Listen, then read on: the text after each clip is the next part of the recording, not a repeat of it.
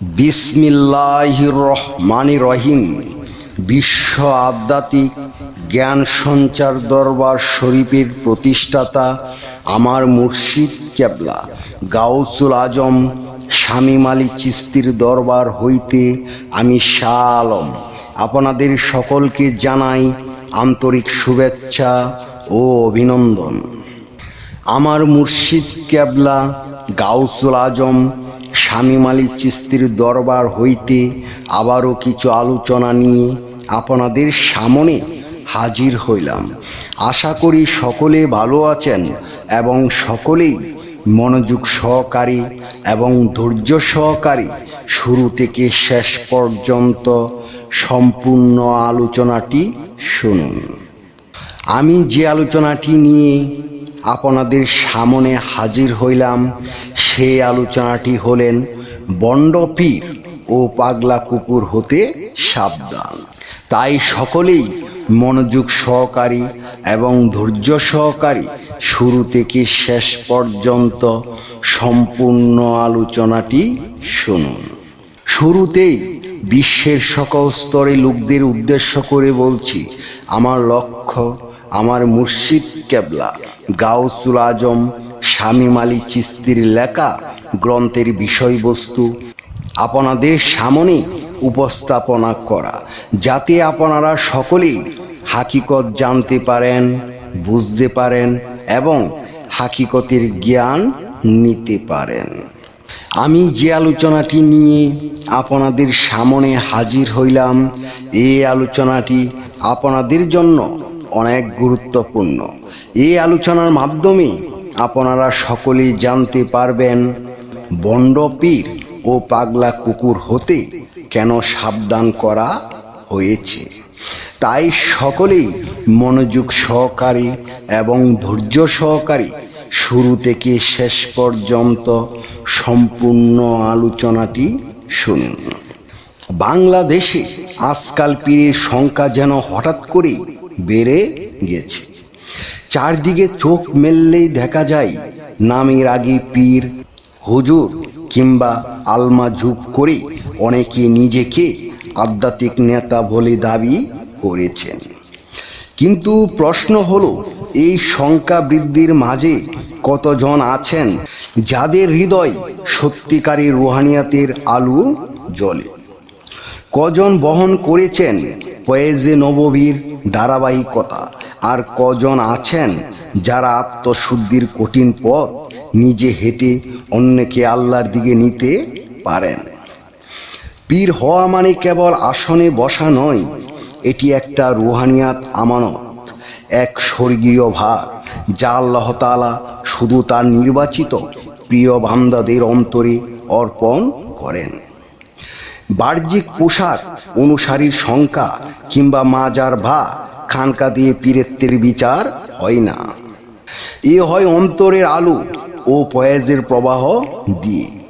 যদি কোনো ব্যক্তি প্রতিদিনের রুহানি পায়েজ অর্জনে ব্যর্থ হন, তাহলে সে পীরের আসনে বসলেও প্রকৃতপক্ষে সে খালি একটি কুলস মাত্র, ভিতরে কিছুই নেই।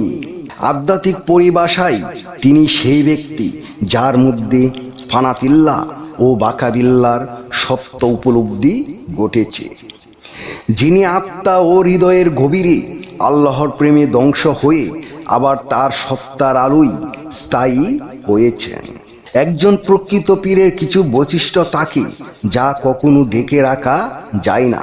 তিনি আত্মশুদ্ধির পথে প্রকৃত অনুশীলনকারী, কোরআন ও হাদিসের গভীর জ্ঞানধারী, আর এমন এক দৃষ্টি তার থাকে যা মুরিদের অন্তরে আল্লাহর প্রেমের বীজ রোপণ করে। তার আখলাক তাকে রাসূলের আদেশে পরিপূর্ণ, বিনয়ী, ধৈর্যশীল, দুনিয়ার মোহ মুক্ত। তার হাতে থাকে এজাজত, এক সানাত যা প্রকৃত মুর্শিদের মাধ্যমে একটি সিলসিলায় বয়ে চলে নবীজির নূরের উৎস থেকে। কিন্তু বাস্তবতা হলো, আজ অনেকে এইসব গুণ ছাড়াই পীর সেজে বসে আছেন। তারা নিজেরাই দুনিয়ার মোহে জড়িয়ে, নিজেরাই শুদ্ধ না হয়ে অন্যকে শুদ্ধ করার দাবি করেছেন। তাদের পীরত্ব বাহ্যিক রীতিনীতির মধ্যে সীমাবদ্ধ, অন্তরের কোনো আলো সেখানে নেই। মুরিদরা তাদের হাতে শুধু নিয়ম মেনে বসে, কিন্তু হৃদয় আর জাগে না, চোখ আর কাঁদে না, আল্লাহর প্রেম আর প্রবাহিত হয় না। ফলে আধ্যাত্মিক বিভ্রান্তি জন্ম নেয়। প্রকৃত ওলি আল্লাহগণ যারা নিঃশব্দে আল্লাহর নৈকট্যে, তারা লোকচক্ষুর অন্তরালে হারিয়ে যান। তাই সময় এসেছে আত্মা সমালোচনা। তরুণদের উচিত আল্লাহর প্রেমে জ্বলে এমন মুর্শিদকে খোঁজা, যিনি কোরআন ও সুন্নাহর আলোয় আলোকিত এবং তাসফের সরল শুদ্ধ পথে পরিভ্রমণকারী। মুর্শিদ নির্বাচনের আগে দেখা উচিত তিনি কি পায়েস প্রাপ্ত, তার জীবন কি রাসূলের প্রেমে রঙিন, তিনি কি নীরব চোখে মানুষকে আল্লাহর দিকে ফিরিয়ে দিতে পারেন। পীর নিজেকে পরিচয় দেন না, আল্লাহ তাকে প্রকাশ করেন। যার অন্তরে প্রতিদিন নতুন ফায়েজের ধারা নেই, সে নিজে এখনো পথের মুসাফির। সে কখনো পথ প্রদর্শক হতে পারে না। এমন ব্যক্তি পথ দেখাতে নয়, বরং পথ হারাতে পারে। পীর হওয়া মানে মানুষের সামনে বসে কথার ফুল ঝুড়ি চড়ানো নয়, বরং আল্লাহর দরবারে একান্তে সেজদায় ভেঙে পড়া, নয়ন জলে নিঃশব্দে নির্জনে, যেখানে কেবল আল্লাহ আর তার বান্দা থাকে। আমি যে আলোচনাটি আপনাদের সামনে করেছি, এই আলোচনাটি আপনাদের কাছে কতটুকু ভালো লেগেছে? যদি ভালো লেগে থাকে তাহলে আমাদের এই চ্যানেলটি সাবস্ক্রাইব করে দিবেন। সামনে ভালো ভালো আলোচনাগুলো পেয়ে যাবেন। এবং আপনারা সামনে কী ধরনের আলোচনা চান আমাদেরকে কমেন্টে জানাবেন।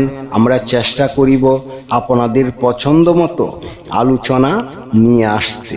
আমার এই আলোচনাটি করতে যাইয়া কথা ভাষার ছন্দে যদি কোনো ভুল হইয়া থাকে, সকলেই আমাকে ক্ষমা ও সুন্দর দৃষ্টিতে দেখবেন। সকলেই আমার জন্য দোয়া করিবেন, আমি যেন আপনাদের সামনে ভালো ভালো আলোচনাগুলো নিয়ে আসতে পারি এবং শোনাইতে পারি। সর্বশেষে সকলের চরণে হাত রেখে একটি কথা বলতে চাই, আল্লাহ গোপনেরও গোপন। সেই গোপনকে পাইতে হলে একজন কামেল মুর্শিদের কাছে যাইয়া বায়াত গ্রহণ করি। সেই গোপন ইবাদত ও গোপন সাধনার মাধ্যমে আল্লাহকে লাভ করিতে হইবে। সকলে ভালো থাকবেন, সুস্থ থাকবেন। আল্লাহ হাফিজ।